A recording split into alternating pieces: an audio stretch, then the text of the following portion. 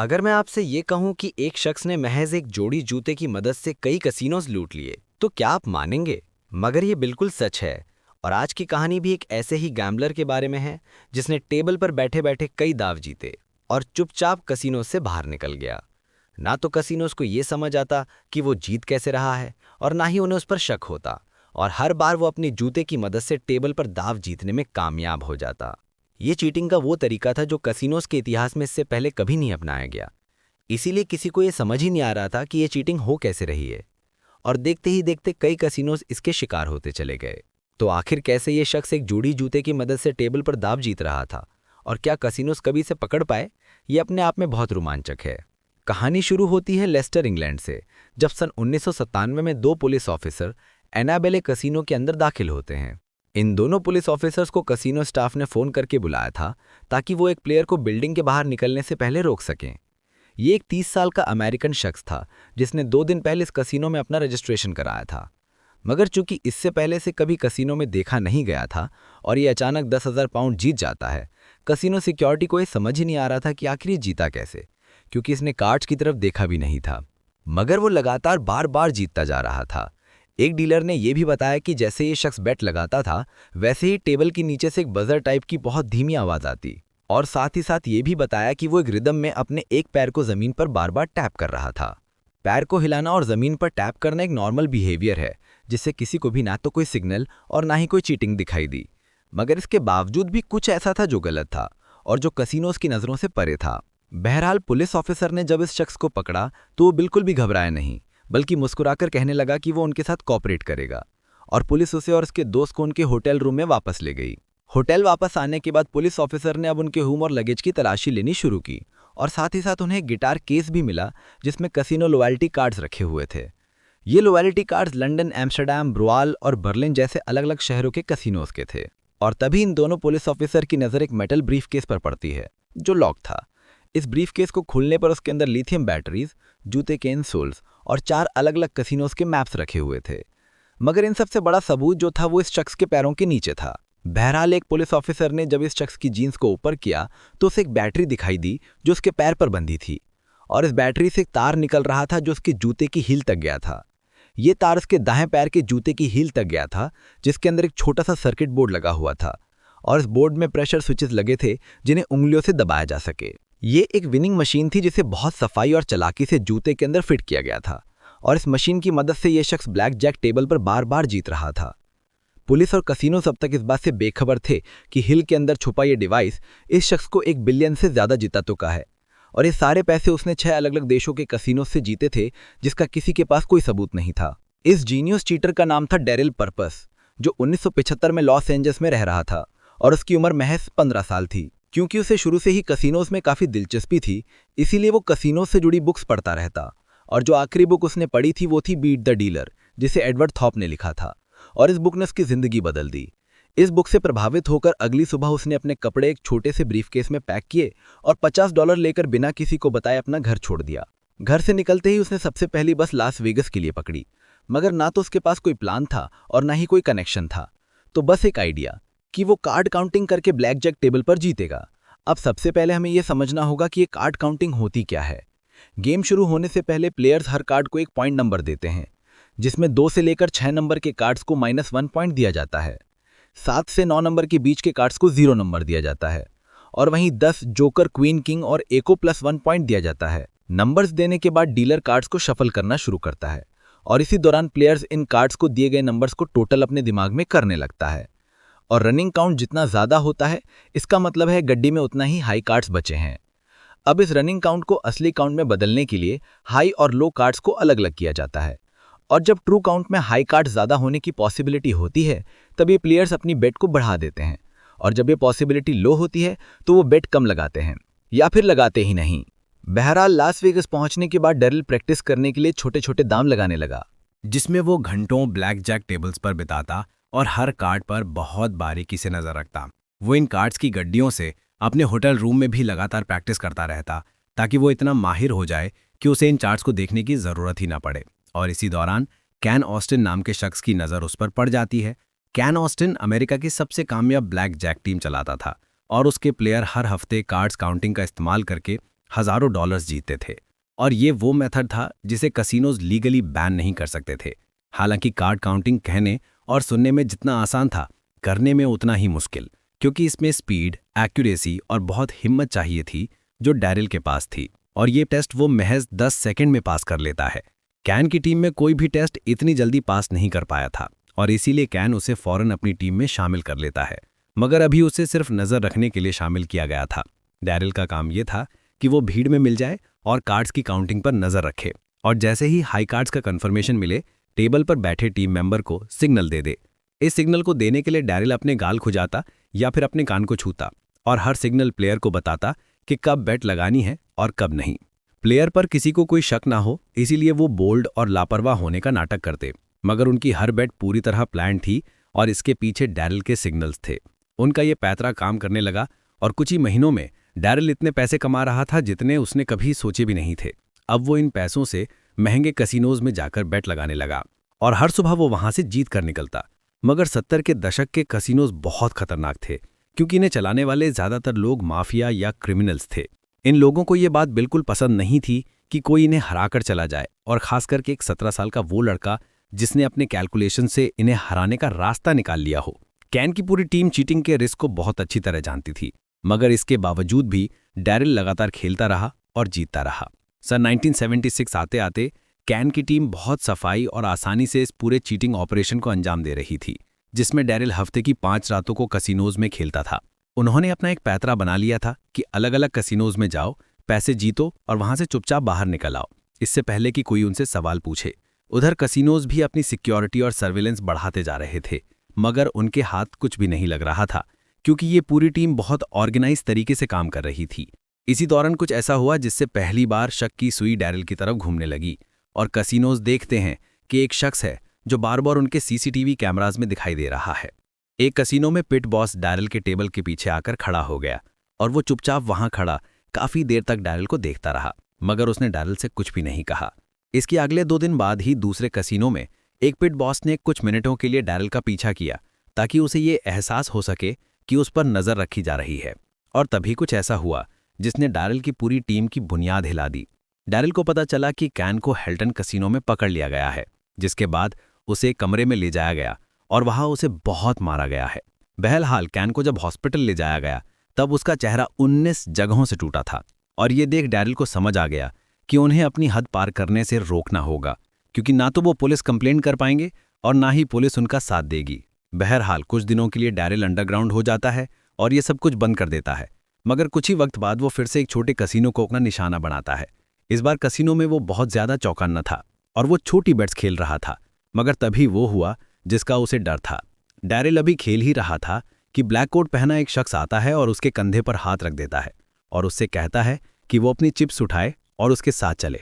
Daryl बिना कुछ कहे उसके साथ चला जाता है और वो दोनों एक कॉरिडोर से होते हुए एक बेसमेंट तक पहुंचते हैं, जहां 2 लोग पहले से एक टेबल के पास बैठे हुए थे। इस टेबल पर कुछ औजार जैसे हथौड़ी, प्लायर्स और छुरियां रखी हुई थी, जिसे देख डैरिल के पसीने छूटने लगे और वो चुपचाप टेबल के पास रखी चेयर पर बैठ गया। कुछ देर इस कमरे में बिल्कुल खामोशी छा जाती है और तभी कमरे का दरवाजा खुलता है और ब्लैक सूट पहना एक आदमी कमरे में दाखिल होता है। यह आदमी जैसे ही टेबल के पास पहुंचा, उसने अपनी जेब से एक पेपर निकालकर डैरिल के सामने रख दिया। इस पेपर पर एक नंबर लिखा हुआ था और ये वो अमाउंट था जो डैरिल ने जीता था। और फिर यह शख्स डैरिल से कहता है कि हम तुम्हें जीत का आधा हिस्सा देंगे और तुम चुपचाप यहां से चले जाओ। डैरिल इतना ज्यादा डरा हुआ था कि उसने कोई सवाल नहीं किया। और तभी ब्लैक कोट पहना शख्स डैरिल से कहता है कि हम जानते हैं कि तुमने क्या किया है और हम तुम्हें जानबूझकर खेलने दे रहे थे। बहरहाल इतना कहकर वो शख्स बाहर चला गया और थोड़ी देर बाद डैरिल को वैसे ही बाहर छोड़ दिया गया जैसे उसे अंदर लाया गया था। ये डैरिल के लिए एक मैसेज था कि कसिनोज उसके बारे में सब जानते हैं। और बाहर आकर उसने जीत की रकम का आधा हिस्सा लिया और टैक्सी में बैठकर सीधा अपने होटल आ गया। होटल रूम में पहुंचने के बाद वो काफी देर तक चुप रहा और अब उसे यह समझ आ गया था कि अगर उसे लगातार खेलना है तो उसे कसिनोज की नजरों से गायब होना होगा और उसे कोई दूसरा और नया रास्ता निकालना होगा। अब उसे कोई ऐसा रास्ता निकालने की जरूरत थी जिसमें कोई सिग्नल ना हो और जिसे कसिनोज की नजर ना देख पाए। और तभी उसके दिमाग में वो आइडिया आया जिसने कसिनोज चीटिंग के इतिहास को ही बदल दिया। अपने इस आइडिया को हकीकत में बदलने के लिए डैरिल कुछ दिनों बाद अपने एक दोस्त से मिलता है जिसका नाम था क्रेग। क्रेग एक कारीगर था जो जूता बनाता था और वो अपने काम में बहुत माहिर था। बहरहाल डैरल क्रेग को अपनी पूरी परेशानी बताता है और उससे कहता है कि वो बिना किसी की नज़र में आए कार्ड काउंटिंग करना चाहता है ताकि उसे कोई सिग्नल ना देना पड़े और किसी को उस पर कोई शक ना हो। अब वो दोनों एक कार्ड की गड्डी, एक नोटबुक और एक स्टॉप वॉच के साथ बैठते हैं और डैरल कई बार इन कार्ड्स को शफल करता है और क्रेग बहुत गौर से ये देख रहा था कि कैसे डैरल इन कार्ड्स के नंबर को कैलकुलेट करता है और कैसे इन्हें टैप करता है। क्योंकि हैंड सिग्नल्स काफ़ी रिस्की थे, इसलिए वो अलग अलग मूवमेंट्स को टेस्ट करते हैं और तभी एक आइडिया निकल कर आता है। आइडिया ये था कि अगर ये सिग्नल जूते से आए तो कैसा रहेगा, और उसके बाद वो इसकी तैयारी में लग जाते हैं। सबसे पहले क्रेग एक जूते के डिज़ाइन का स्केच बनाता है और फिर इसी स्केच के हिसाब से जूता तैयार किया जाता है। जूता तैयार होते ही एक छोटा सर्किट बोर्ड बनाया गया जो इतना छोटा था जिसे आसानी से जूते की हील में छुपाया जा सके। इस सर्किट बोर्ड में 2 स्विचेस थे जिसे इंसोल के नीचे छुपाया गया था और एक छोटा बजर था जो उंगलियों के पास था। ये पूरा सिस्टम एक लिथियम बैटरी से कनेक्टेड था जिसे पैरों के गट्टों के पास एक मेडिकल टेप से चिपकाया गया था और इस लिथियम बैटरी को मोजे और पैंट के नीचे छुपाया जाता था। अब सबसे ज़रूरी ये समझना है कि आखिर ये डिवाइस काम कैसे करता था। तो इसके लिए पैर के आगे वाली उंगली का इस्तेमाल किया जाता था। कार्ड्स के पॉइंट को ऐड करने के लिए उंगली को ऊपर टैप किया जाता और वहीं कार्ड्स के पॉइंट्स को माइनस करने के लिए उंगली को नीचे टैप किया जाता और जब काउंट अपनी लिमिट तक पहुंच जाता बजर एक्टिवेट हो जाता। छोटे से बज होने का मतलब था कि डेक में हाई कार्ड्स हैं और बड़े बज का मतलब था कि डेक में लो कार्ड्स हैं, और ये सब कुछ बिना किसी सिग्नल के हो रहा था। आने वाले कुछ हफ्तों में क्रेग ने एक सैंपल डिवाइस बनाया जिसमें अभी बहुत सी कमियां थीं। इस डिवाइस के वायर्स बाहर दिख रहे थे और बाकी पार्ट्स एक पुराने रेडियो से लिए गए थे, मगर हैरानी की बात ये थी कि ये काम कर रहा था। बहरहाल अब वक्त था इस डिवाइस को टेस्ट करने का और इसके लिए पहले इस डिवाइस को जूते के अंदर फिट किया जाता है और डैरल ये जूता पहन लेता है। अब क्रेग कार्ड्स को शफल करना शुरू करता है और इस शफलिंग के मुताबिक डैरल कार्ड्स काउंटिंग कर रहा था और उंगलियों से स्विच को ऊपर नीचे टैप कर रहा था। हैरत की बात यह थी कि बजर बिल्कुल उसी वक्त बज रहा था जब उसे बजना चाहिए था, और तब क्रेग इस डिवाइस के डिज़ाइन को और बेहतर बनाने में लग जाता है। इस बार उसने सर्किट बोर्ड्स को और छोटा बनाया जिसमें और पतले वायर्स और अच्छे स्विचेस लगाए गए, और महीना खत्म होते होते ये पूरा डिवाइस एक हील के अंदर छुप गया जो सभी की नज़रों से ओझल था। इस डिवाइस की बैटरी एक बार चार्ज होने पर 8 घंटों तक चलती थी और ये डिवाइस अब पूरी तरह तैयार था। मगर लास वेगस के कसिनोज में खेलना अब उनके लिए बहुत रिस्की था क्योंकि उनके चेहरे अब जाने पहचाने हो चुके थे और कसिनोज भी अब पूरी तरह चौकन्ना थे।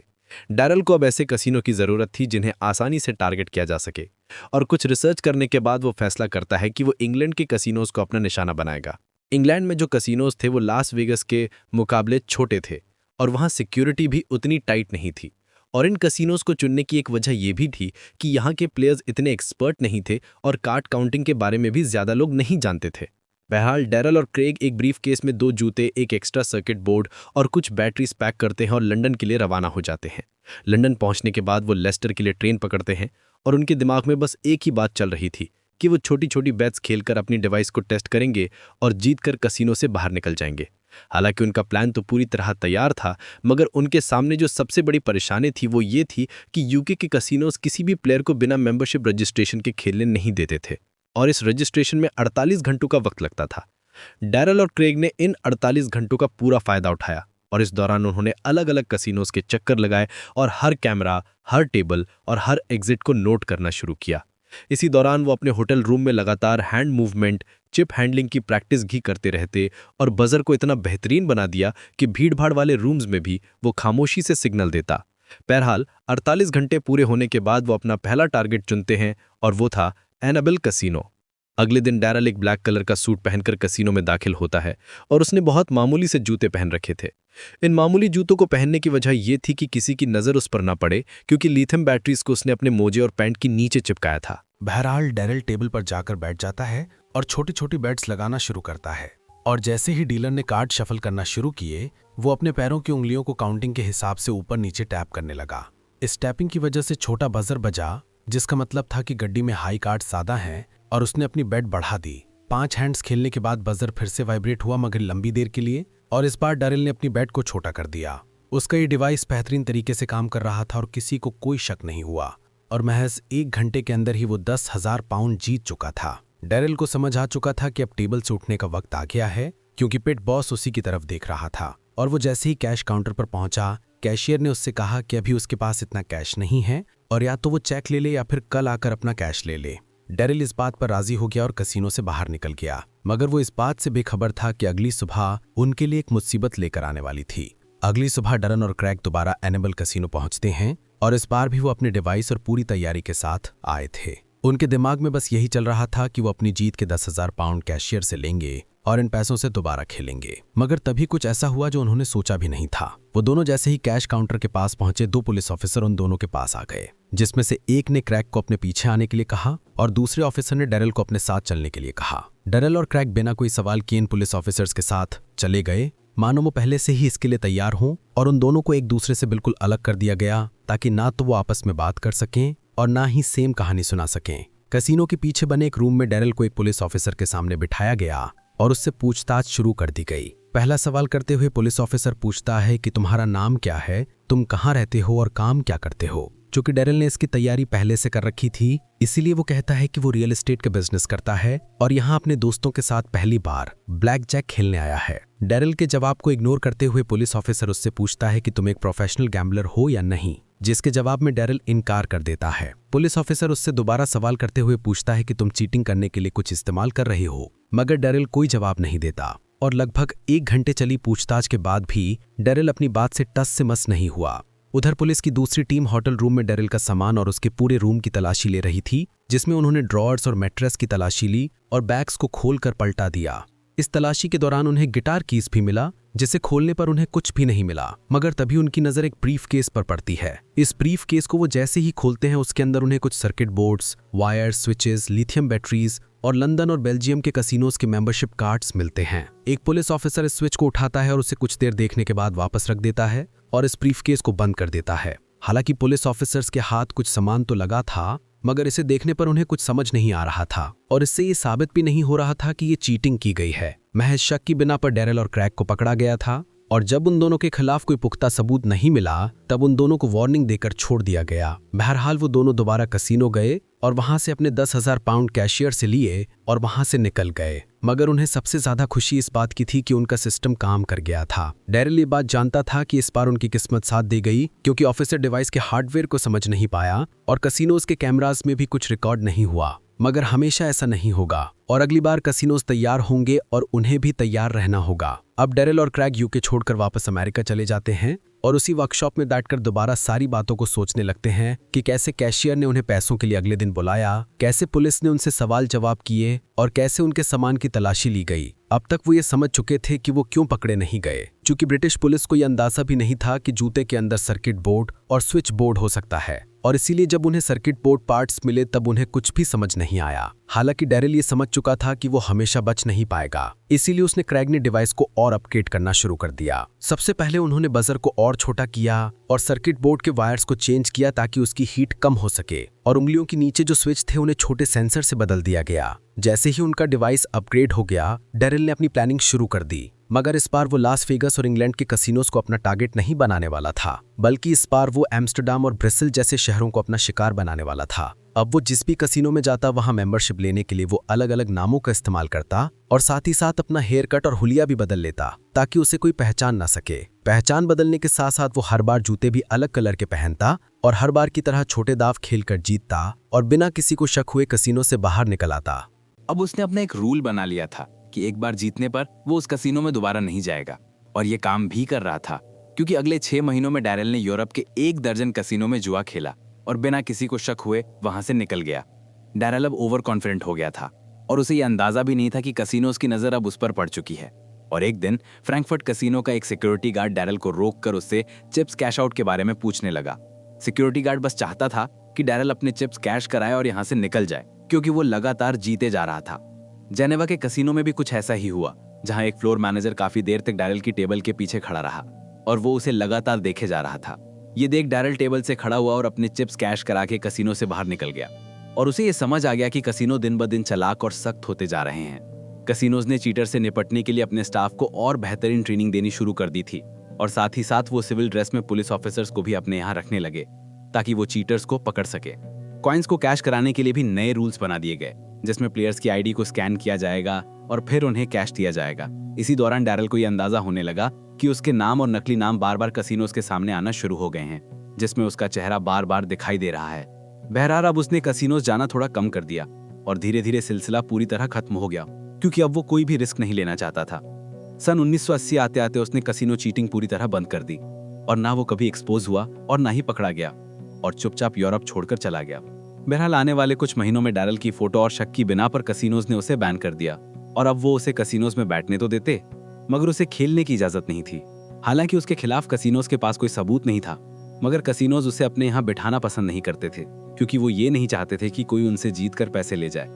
डैरल ने भी फैसला कर लिया कि अब वो कभी कसिनोज में कदम नहीं रखेगा, क्योंकि उसका काम हो चुका था और वो इतने पैसे कमा चुका था कि अपनी जिंदगी आराम से गुजार सके। सन 2010 में डैरल का नाम Black Jack Hall of Fame में शामिल किया गया, इसलिए क्योंकि उसने बहुत सफाई और नए तरीके से ब्लैक जैक खेलकर बहुत सारे पैसे कमाए, जो पहले कभी कोई नहीं कर पाया। जहां ज्यादातर प्लेयर्स अपने माइंड में कार्ड काउंटिंग करके ब्लैक जैक में जीतते हैं, वहीं डैरल ने ये एक जूते और एक सर्किट बोर्ड से कर दिखाया। कैमरिन छोड़ने के बाद उसने अपने एक बैंड बना लिया और पूरे अमेरिका में जगह जगह परफॉर्म करने लगा, और ऑडियंस में बैठा कोई भी शख्स ये नहीं जानता था कि स्टेज पर जो शख्स गा रहा है वो कभी एक कसिनो स्कैमर था। आपको ये कहानी कैसी लगी कमेंट सेक्शन में लिखकर जरूर बताएं। ये तो सिर्फ शुरुआत है, असली कहानियां अभी बाकी हैं। ऐसे ही अनोखे किस्से चाहते हो तो द यूनिक को सब्सक्राइब करना मत भूलना। मिलते हैं नेक्स्ट वीडियो में।